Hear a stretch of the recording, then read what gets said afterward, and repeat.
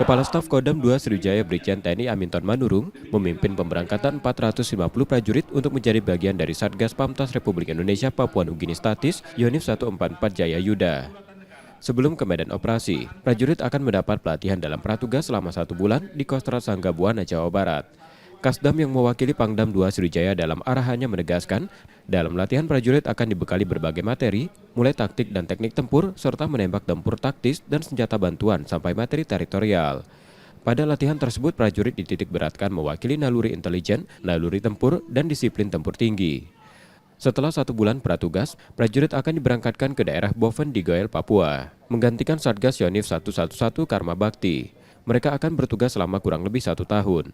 Kasdam 2 Sriwijaya juga mengatakan, di daerah penguasaan prajurit harus segera beradaptasi, memahami situasi dan kondisi wilayah dengan berbagai permasalahan, serta melakukan analisa situasi secara tepat agar terhindar dari kesalahan dalam pengambilan keputusan.